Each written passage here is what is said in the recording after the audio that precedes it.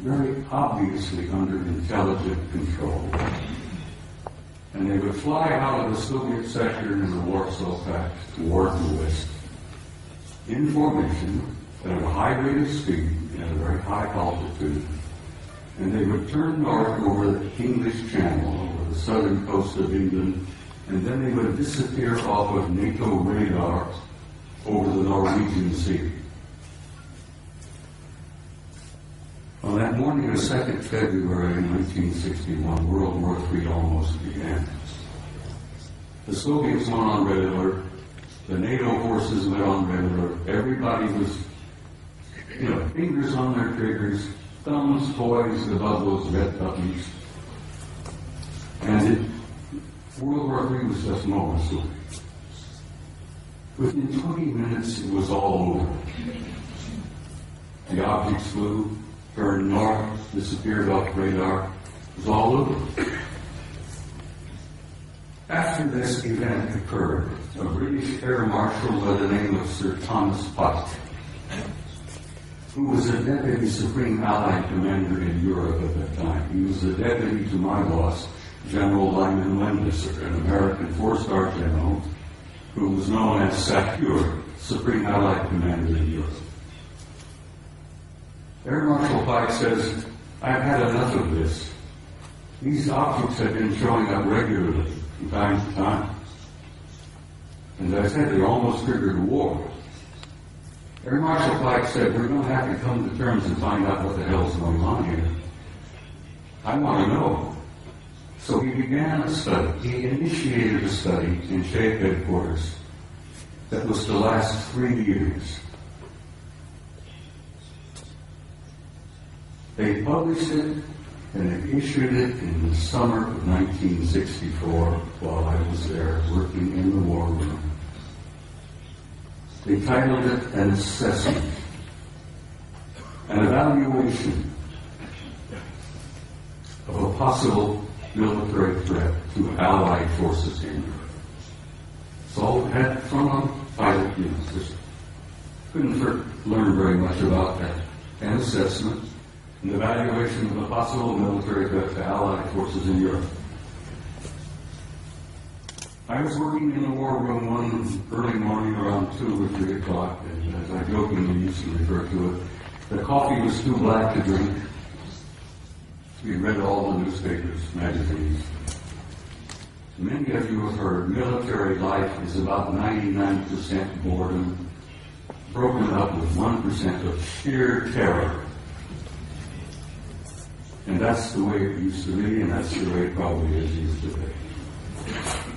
I'm sitting there nodding off, and this American Air Force full colonel looked at me and he says, "Wake up." He went over to the vault.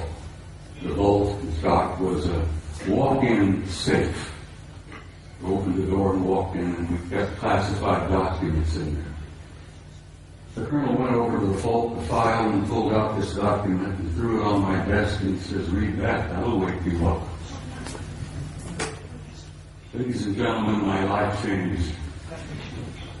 I opened the first page and I couldn't put it down.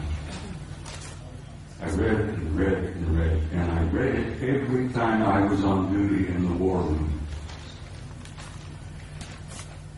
I was shocked, I was stunned by the implications of what I read in that study. And as I said, my life has never been ever quite the same. The study, briefly, and I have to briefly lay this out. I could talk for 2 hours about this, but the study simply concluded this. Is there a threat to Allied forces in Europe? Apparently not. They concluded that the planet Earth and the human race had been under some kind of survey or observation going on for hundreds, if not thousands of years. They concluded in 1964 that there were at least 4 different groups coming here, observing us, surveying us, analyzing us, closely watching us, what we were up to, what we were doing. They concluded that there did not appear to be a military threat involved because the repeated demonstrations of incredibly advanced technology demonstrated to us that if they had been hostile or malevolent, there was absolutely nothing we could do. If they were evil in their intent and they were hostile toward us, it would have been over a long time ago. So, the conclusion was there were 4 different groups involved. They had been coming here for a very, very long time.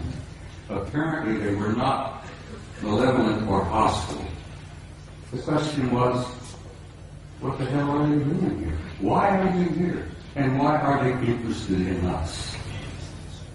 Well, they did not know in 1964 what their agenda or their motives were. And I will tell you honestly and frankly that even today, our authorities, our senior military, our national security people still don't totally grasp what their motives are, what their agendas are.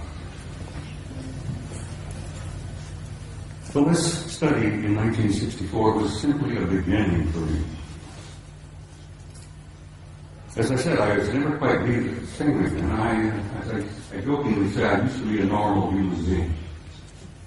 And after I read that study and launched on my 45 years of research, I lost all aspects of normality. I will be frank and tell you that over the years of my study and the material that I've learned and gathered has brought about in me a complete destruction of my old world view, my old world paradigm, the world view that I held since I was a kid, growing up. Everything made sense, I knew why we were here, where we were going, what was taking place. After I spent 45 years on this, it all collapsed around my knees. That was the destructive aspect of my personality. That was the part that changed me completely from the kind of human being that I had been before into the kind of human being I am today. Ladies and gentlemen, I'm totally alienated. No pun intended. I've said in a couple of interviews and briefings and such, I have had for many, many years a love-hate relationship with the human race. One moment I love you, the next minute I hate your guts. One minute I adore you for your potential and the beauty of your music and your literature and your art, and the next minute I'm saying, to hell with all of you, blow them up, let them blow themselves up, clean the planet off, get rid of them. It's part of the struggle of having lost your old worldview when your old paradigm collapses around your knees. So the man standing in front of you here today is literally a human wreck as compared to what I used to be. But I feel pretty good about it.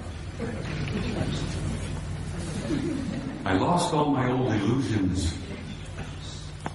I opened my eyes and I saw the future. And I'm very happy about what I've seen. I've learned over the years